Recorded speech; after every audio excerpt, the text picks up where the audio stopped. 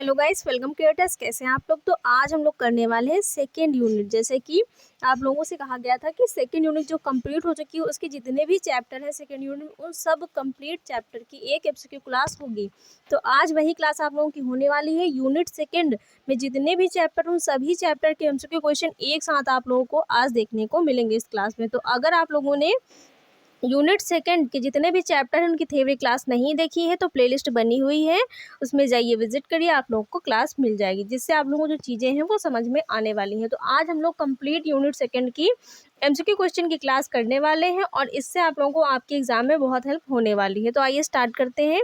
पहला क्वेश्चन है, पोषण का विशिष्ट क्षेत्र जो बीमारी से संबंधित है कहलाता है। पोषण का विशिष्ट क्षेत्र जो बीमारी से संबंधित है कहलाता है, क्या कहलाता है? नैदानिक पोषण, आहार चिकित्सा, व्यावसायिक नैदानिक चिकित्सा और पोषण उपचार। तो क्या कहलाता है?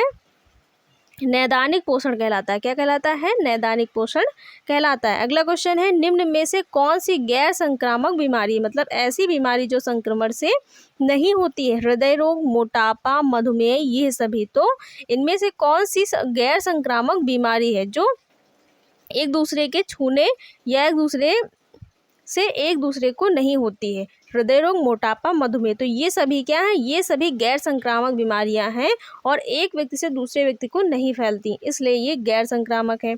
अगला क्वेश्चन है, कौन से आहार में रोगी किसी आवश्यकता को पूरा करने के लिए परिवर्तन किया जाता है? मतलब कौन से आहार में रोगी की किसी आवश्यकता को पूरा करने के लिए परिवर्तन किया जाता है? नियमित आहार, संशोधित आहार, ए और बी दोनों, इनमें से कोई नहीं। तो कौन से आहार में परिवर्तन किया जाता है? संशोधित आहार में परिवर्तन किया जाता है। किसमें किया जाता है? संशोधित आहार में किया जाता है। अगला क्वेश्चन है, निम्न में से कौन सा आहार कमरे के तापमान पर सामान्य द्रव अवस्था में रहता है? तो कौन सा आहार है जो कमरे के तापमान पर भी क्या होगा? रूम टेम्परेचर पर भी द्रव अवस्था में रहेगा। नियमित आहार, संशोधित आहार, तरल आहार, वसायुक्त आहार। तो कौन सा आहार कमरे के टेम्परेचर पर द्रव अवस्था में रहता है? तरल आहार रहता है। कौन सा आहार रहता है? तरल आहार रहता है। अगला क्वेश्चन है, तरल आहार का उदाहरण है। तरल आहार का उदाहरण क्या है? खिचड़ी, दलिया, चपाती, फलों का रस। तो इनमें से कौन सा जो है तरल आहार का उदाहरण है? क्या है? खिचड़ी, दलिया, चपाती, फलों का रस। तो कौन सा जो है तरल आहार का उदाहरण हो जाएगा?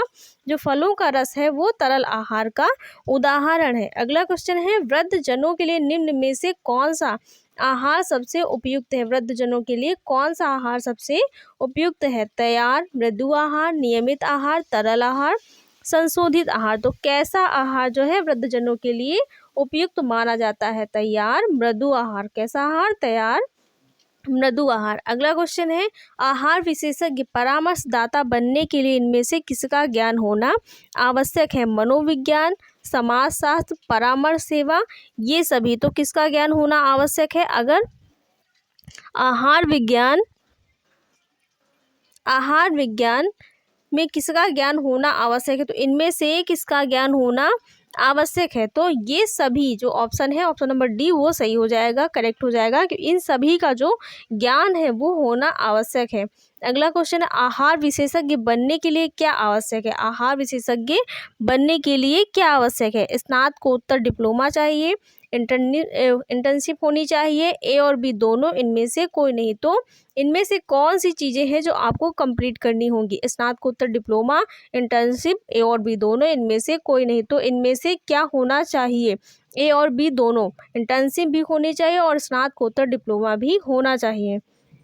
अगला क्वेश्चन है, खाद्य विज्ञान पोषण अथवा आहारिकी में विशेष योग्यता प्राप्त करने के लिए कौन सी डिग्री आवश्यक है? खाद्य विज्ञान पोषण अथवा आहारिकी में विशेष योग्यता प्राप्त करने के लिए कौन सी डिग्री चाहिए?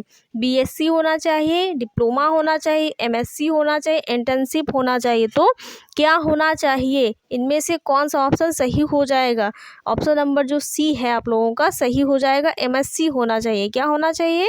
एमएससी होना चाहिए आप लोगों का। किसमें? अगर खाद्य विज्ञान पोषण तथा आहारिकी में विशेष योग्यता प्राप्त करनी है तो इसमें क्या होगा? इससे आपको एमएससी करना होगा। अगला क्वेश्चन है, नैदानिक पोषण विशेषज्ञ बनाना जीविका के अवसरों में शामिल है। मतलब डॉट डॉट है, क्या शामिल है? प्राथमिक, द्वितीयक, तृतीयक, ये सभी। तो क्या शामिल है? इसमें से कौन सा ऑप्शन सही हो जाएगा? प्राथमिक, द्वितीयक, तृतीयक, ये सभी। तो कौन सा ऑप्शन सही हो जाएगा? ऑप्शन ए प्राथमिक। प्राथमिक क्या है? इसमें शामिल है। अगला क्वेश्चन है, नैदानिक पोषण विशेषज्ञ अपनी सेवा प्रदान कर सकते हैं। कहाँ प्रदान कर सकते हैं? जो नैदानिक पोषण विशेषज्ञ हैं वो अपनी जो सेवा है वो प्रदान कर सकते हैं। कहाँ पर? चिकित्सालय में, शिक्षण संस्थानों में, औद्योगिक क्षेत्र में, ये सभी। तो कहाँ पर प्रदान कर सकते हैं? ऑप्शन नंबर डी करेक्ट हो जाएगा। इन सभी क्षेत्रों में क्या कर सकते हैं? अपनी जो सेवा है वो प्रदान कर सकते हैं। अगला क्वेश्चन है, दूध है। दूध क्या है? स्वादिष्ट पेय, पौष्टिक पेय, ऊर्जादायक पेय, संतुलित आहार। तो दूध को क्या माना जाता है? स्वादिष्ट पेय, संतुलित आहार, या फिर पौष्टिक पेय, या ऊर्जादायक पेय। तो क्या माना जाता है? संतुलित आहार माना जाता है। ऑप्शन नंबर डी जो है वो करेक्ट हो जाएगा। अगला क्वेश्चन है, किसका लक्ष्य अल्प पोषण, अति पोषण दोनों की रोकथाम करना है? किसका लक्ष्य जो है अल्प और अति पोषण दोनों की रोकथाम करना है? सहकारिता एवं स्वास्थ्य, जन पोषण एवं स्वास्थ्य, सामाजिक विकास एवं पोषण, और स्वास्थ्य एवं मूलभूत सुविधा। तो इनमें से किसका लक्ष्य है? सहकारिता एवं स्वास्थ्य का है, जन पोषण एवं स्वास्थ्य का है, सामाजिक विकास एवं पोषण का है, स्वास्थ्य एवं मूलभूत सुविधा का है। किसका लक्ष्य है? जन पोषण एवं स्वास्थ्य का लक्ष्य है। ऑप्शन नंबर बी कर आप लोगों का जो करेक्ट हो जाएगा। अगला क्वेश्चन, आर्थिक एवं सामाजिक दृष्टि से कमजोर परिवारों के बच्चों में किसकी अधिकता पाई जाती है? मतलब जो कमजोर और आर्थिक दृष्टि से, सामाजिक दृष्टि से कमजोर परिवार के बच्चे हैं उनमें किसकी अधिकता पाई जाएगी? वृद्धि मंदन होगा, सामाजिक संरचना, बौद्धिक क्षमता, या इनमें से कोई नहीं। तो उनमें क्या देखने को मिलता है? क्या देखने को मिलता है? जो वृद्धि मंदन की समस्या है वो देखने को मिलती है। ऑप्शन नंबर जो ए है आप लोगों का वो करेक्ट हो जाएगा। अगला क्वेश्चन है, कुपोषण के कारण किसका स्तर निम्न स्तर पर चला जाता है? कुपोषण के कारण किसका स्तर निम्न स्तर पर चला जाता है? पहला है अति पोषण, दूसरा है उत्पादकता, तीसरा है लघु पोषण, और चौथा है आप लोगों का भोजन की कमी। तो किसके कारण से चला जाता है? जो उत्पादकता है उसके कारण जो है चला जाता है, स्तर जो निम्न हो जाता है। आंसर नंबर जो बी है आप लोगों का करेक्ट हो जाएगा।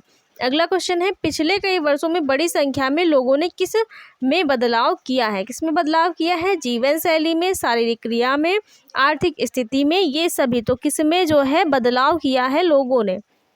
किस में बदलाव किया है? जीवन शैली में बदलाव किया है। ऑप्शन नंबर ए जो है वो करेक्ट हो जाएगा। अगला क्वेश्चन है, किन कारणों से अधिकांश परिवारों को मूलभूत सुविधाएं नहीं मिल पाती हैं? तो सामाजिक अव्यवस्था के कारण, गरीबी के कारण, जन स्वास्थ्य के कारण, सहभागिता के कारण। किसके कारण नहीं मिल पाती हैं?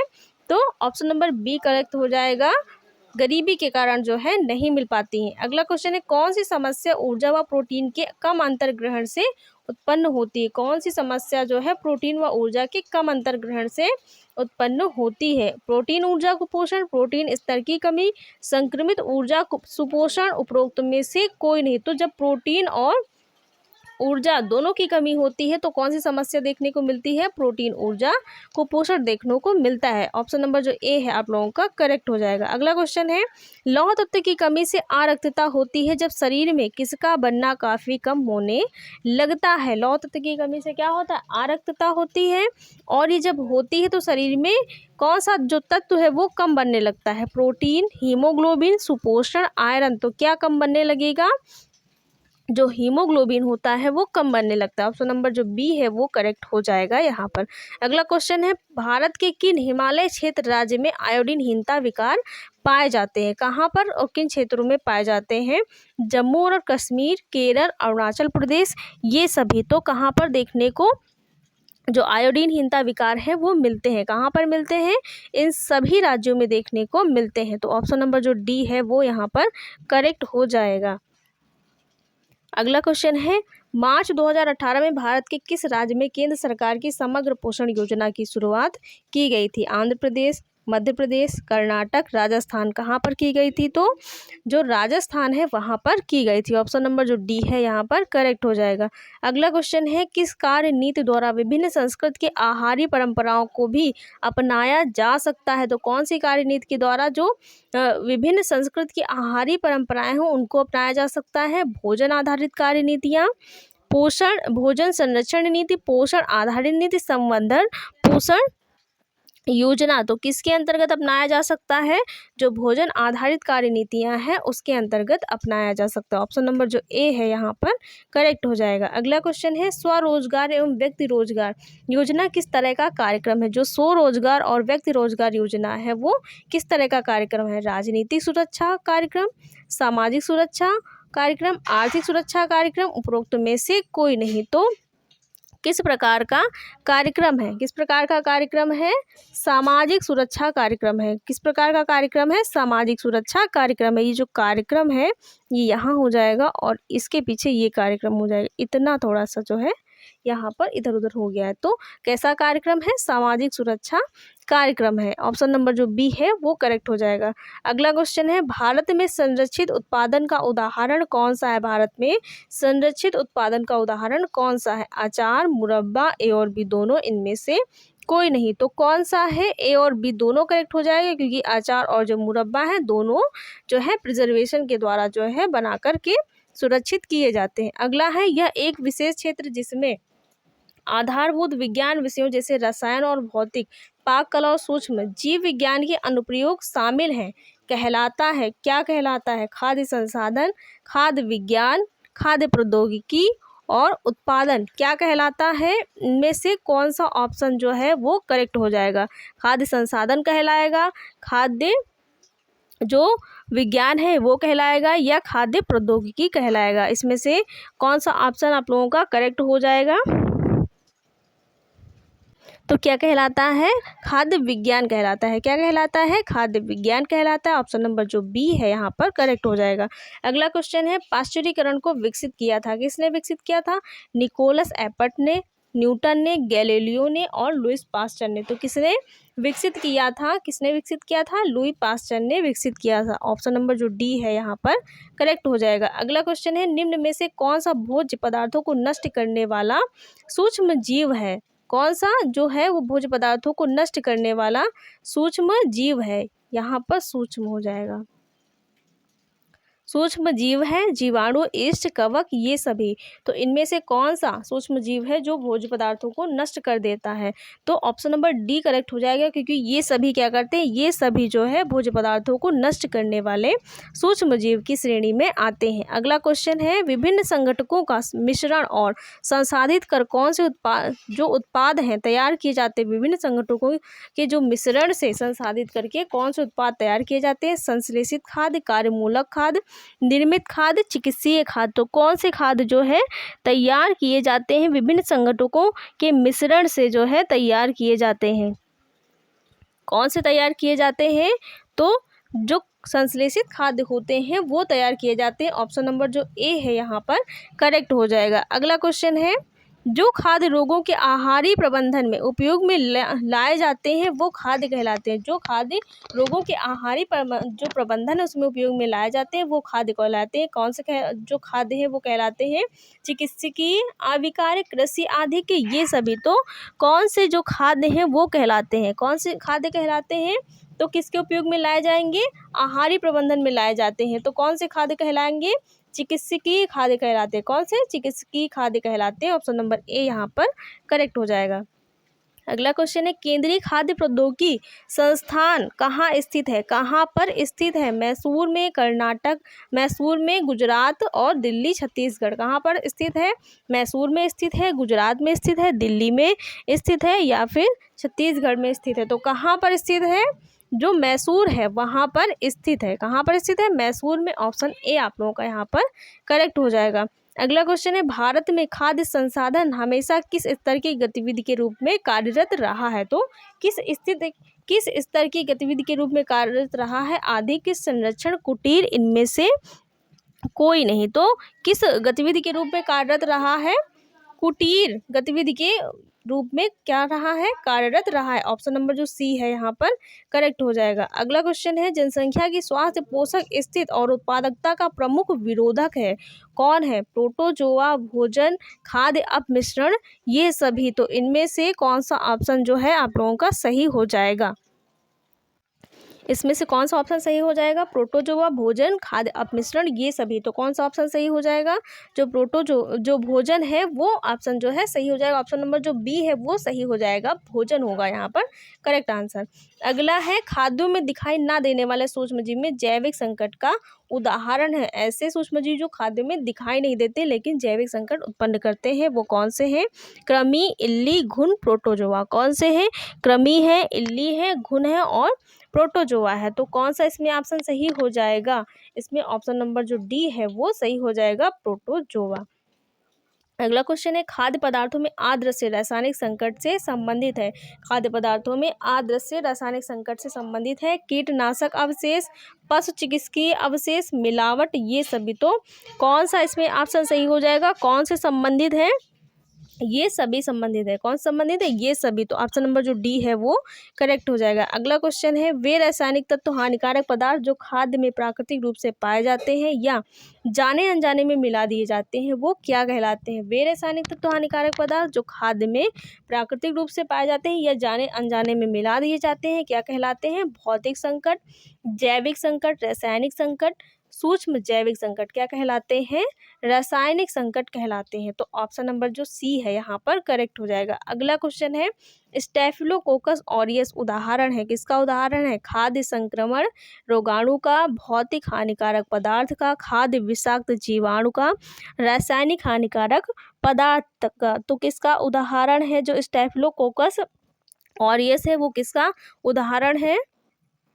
इसका उदाहरण है तो ऑप्शन नंबर जो सी है वो सही हो जाएगा, खाद्य विषाक्त जीवाणु का उदाहरण है। किसका है? खाद्य विषाक्त जीवाणु का उदाहरण है। अगला क्वेश्चन है किसका आशय खाद्य पदार्थों के उन गुणों से है जो भोक्ता की दृष्टि से सुरक्षित एवं स्वीकार्य है। तो किसका आशय है? संदूषण का, खाद्य गुणवत्ता का, खाद्य अपमिश्रण का, जैविक संकट का। किसका उदाहरण है?